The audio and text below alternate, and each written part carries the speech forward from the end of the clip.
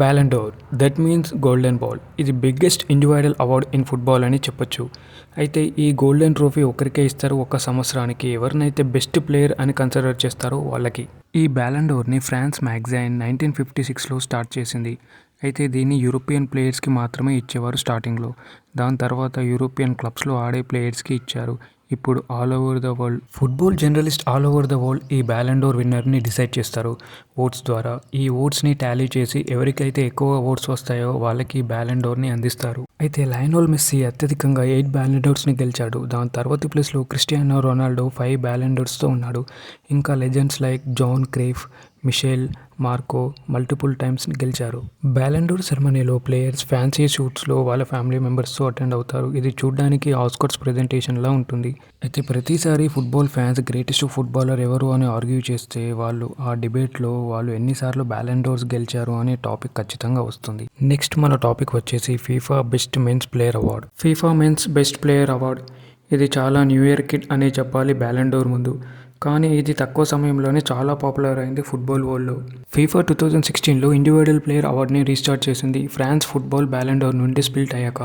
అయితే ఫీఫా తన సొంత రికగ్నైజేషన్ కావాలనుకుంది వరల్డ్ టాప్ ఫుట్బాలర్ అవార్డులో. అయితే ఈ అవార్డుకి ఓన్లీ ఫుట్బాల్ జర్నలిస్టే కాకుండా professional footballers, national team coaches and selected media representatives వీళ్ళందరూ కూడా ఓట్ చేయొచ్చు. దీనికి మొత్తం 3 కేటగిరీస్లో ఓట్ చేస్తారు. Vote for first place, another for second place, another for third place. ఇలా పాయింట్స్ అన్నీ టాలీ చేసి విన్నర్ని డిసైడ్ చేస్తారు. మోడ్రిచ్, మెస్సీ, రొనాల్డో ఈ అవార్డ్ని డామినేట్ చేశారు రీసెంట్ ఇయర్స్లో. సో బ్యాలన్ డోర్ ప్రెస్టీజియస్ అవార్డే, కానీ FIFA best men's player award డైరెక్ట్గా ఫీఫా హెడ్ క్వార్టర్స్ నుండి వస్తుంది. దానిపై ఫీఫా అప్రూవల్ మార్క్ కూడా ఉంటుంది.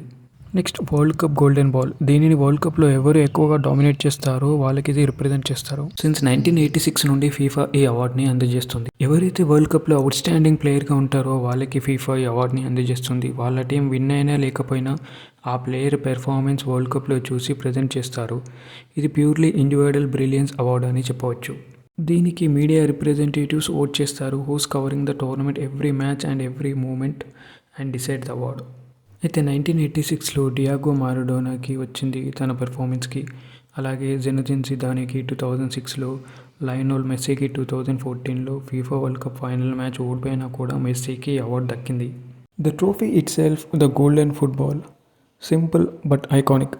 ఫుట్బాలర్స్కి ఇది మాత్రం మోస్ట్ హానెస్ట్ ఇండివిజువల్ అవార్డ్ అని చెప్పొచ్చు. ఈ వీడియోకి కనుక 50 likes వస్తే I will do part 2. Thanks for watching.